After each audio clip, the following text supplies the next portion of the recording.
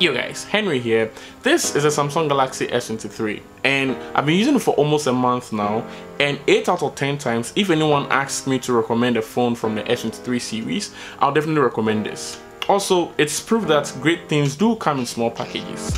Let me explain. As far as build and design is concerned, the S23 is top tier and the way it looks and feels is premium. At the back, it's all glass with 3 cameras.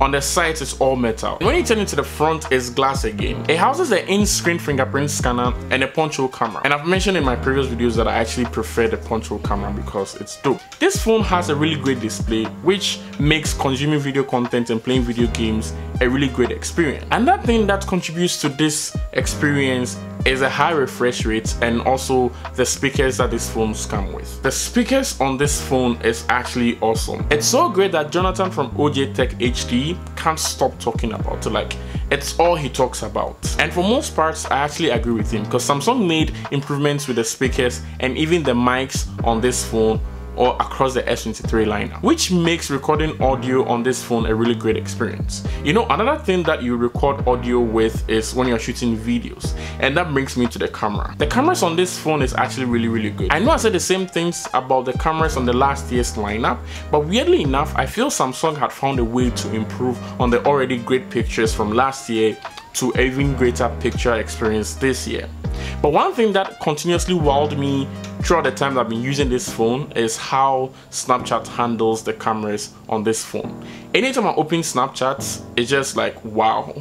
Images taken from Snapchat on this phone actually look really great. It doesn't look any different from pictures you'd take with a camera app, which is actually a really great thing, considering the fact that Samsung said they worked hand in hand with Snapchat to improve the cameras on their phones. And to some extent, anytime you take pictures, the same AI juju stuff that happens in the default camera app, same thing happens when you take pictures with Snapchat, which is actually mind-blowing to me, and then I really like it. And pictures taken with this year's S23 in Snapchat compared to last year's S22 lineup, there's been some amount of improvement. So if you ask me, I'll say it's a huge step in the right direction. As far as performance is concerned, this phone is great. You never have to wait for something to be done. When you tap it, it just happens. You know that thing that happens when you have a phone and you get a call and the phone starts ringing or vibrating, but then it doesn't show on the screen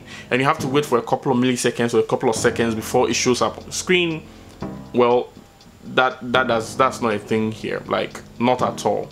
And it's really snap. Well, speaking of calls, Bixby on this phone can actually pick up your calls for you and then talk to the person when you don't want to talk to the person, and also transcribes what the person is saying for you. So you can actually type something and then Bixby will say it to the person, and then when the person talks, it will just type it for you, so you can read the chat here, and also you can get access to the conversation after the call, which is actually a really useful feature. The only downside is the fact that not everyone that calls me can speak English, or on our side of the world, not everyone speaks good English. So Bixby might not be able to transcribe everything that the person says. You might misinterpret or misunderstand something someone is saying because Bixby can't really fully understand. And no, in my experience, this phone hasn't gotten hot or warm to the touch whilst using it due to performance issues. I mean, I've gotten the phone hot when I'm using it in direct sunlight outside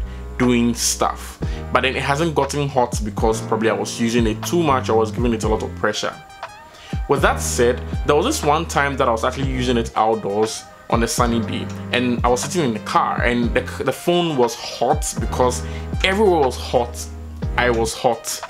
And I was playing a video game and the phone didn't drop frames, like the game didn't drop frames, and everything was running smoothly, which is crazy because the phones I have experienced using, or the phones I've been using, when they get a little bit warm to the touch, you realize they drop frames when it comes to like games and then those kind of stuff. And when you're using it, it's freezing and you have to wait for apps to open and you have to clear your recent apps, you have to restart the phone and all that kind of stuff. That is not the case here. Another thing is the haptics on this phone is actually really good. It's like on a whole new level. It's to a point where it's actually really enjoyable to leave it on. and I haven't turned off the haptics on this phone all the while that I had it. And that's saying a lot, because anytime I get a phone, the first things I turn off is the haptics when it comes to, like, let's say the keyboard and then some other minor system stuff that use haptics on this phone. Actually, this phone handles the haptics really well, and it has like a premium feel to it, so I really like it. It feels like a physical button that you're using compared to other phones that are on the market. So the battery life on this is actually good. It's a full day phone for me, but low-key I kind of thought I was gonna get a day and a half out of it, but I guess that is reserved for the Ultra. This phone has fast charging, also fast wireless charging, and you can also wirelessly charge other devices or other products. For instance, if you have your Galaxy earbuds or you have your friend's AirPods Pro or something, you can just put it at the back and then it will charge it for them. Or if you want to shut up your iPhone using friend in a conversation or in an argument, just take their phone and then put it on the back of your phone, and then it will start charging, and then ask them if their phone can do it. Until their phone can do it, they can have the conversation which brand is better, iPhone or a Samsung S device. At the end of the day, when it comes to the question of whether I would recommend this phone or if you're in the market to buy a flagship, yes, I would recommend this phone without a doubt. It's always going to come up, either this or the S23 Plus. Depending on the screen size you want, they are generally the same. That's been it. Thanks for watching, and catch you in the next one.